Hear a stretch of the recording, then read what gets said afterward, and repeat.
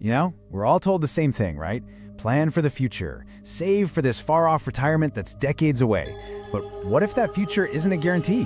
What happens when that cold, hard financial advice slams into the messy, unpredictable reality of life? That's what we're diving into today. So, our story really kicks off with a letter. It's from a guy looking back on his life, and he's got this really urgent warning for his younger self. And honestly, it's a warning that sounds a lot like the financial advice we've all probably heard 1,000 times before. And this first viewpoint, it's powerful because it's built on pure, undeniable logic.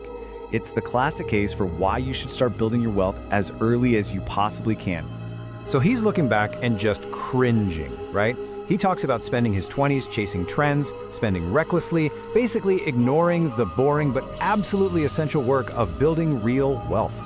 He was buying short-term fun instead of setting up the systems, like automatic investments, that could have grown his money while he slept. And this is where the urgency just smacks you in the face. This isn't just about dollars and cents, it's about time. He frames every single year of delay not as some missed opportunity, but as a permanent loss. It's a resource you can never, ever get back. So what's the big secret he missed out on?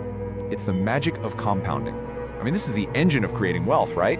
It's where your money starts working for you, and then the money that money makes starts working for you, and it all just begins to snowball. But what's the one key ingredient that snowball needs to get huge? Time. Lots of it. And oh man, this is the mental trap we all fall into, isn't it? I'll get to it later. This one thought, this idea of just waiting for the perfect moment to start, is what he calls the single most dangerous mistake of his youth. He finally realized that waiting was way, way more expensive than just starting small. Okay, so all of that makes perfect sense on paper. But here's the thing, a 40-year plan kind of assumes you're gonna have 40 years. And what if you don't? Now, we're gonna pivot to a really powerful, honestly heartbreaking counterpoint that questions that entire model. Right when you're nodding along with all this logical advice, a user comment pops up in response, and it just stops you in your tracks. It brings this raw, deeply human reality check to all the numbers and charts. And there it is, that one sentence. It just completely challenges the biggest assumption behind every single retirement plan out there, that will actually be around to enjoy it. And look, this isn't just some philosophical argument. The person goes on to say they personally knew more than 100 people who never even saw their 50th birthday. 100 people. Just let that number sink in for a second. And the details make it even more real. We're not talking about old age. Most of these people died young, between 25 and 40. They had lives, They had kids and houses and businesses. They had plans. For the person who wrote this comment, this wasn't an abstract idea. It was a series of losses that, in their own words, permanently altered the course of their life. So, what do you do with that? On one hand, you have the undeniable math of compounding. On the other, the brutal, unpredictable reality of life. How do you square that circle? Well, maybe it starts by redefining what we're actually trying to build. So think about it like this. The old way is about building for a finish line. Retirement at 65. You're basically betting everything on a long life and putting off freedom until later. But the new model? It's about building a system for life, for right now.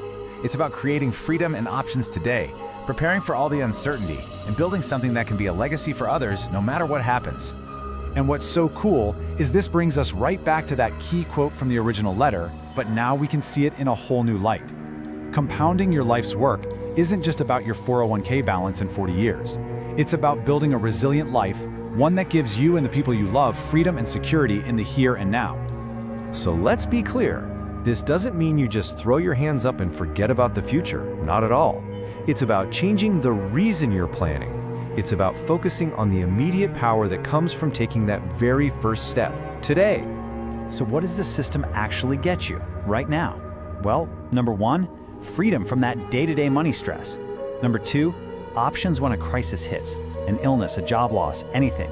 And number three, it creates a foundation, a legacy for the people you care about, whether you're here for 5 more years or 50.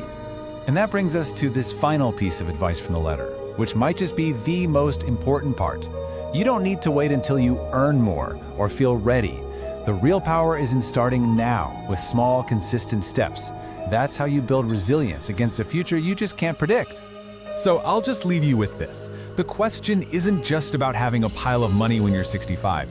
It's about building a life with more freedom, more security, and more options starting today.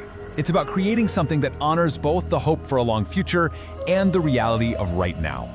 The only real question left is, when are you going to start?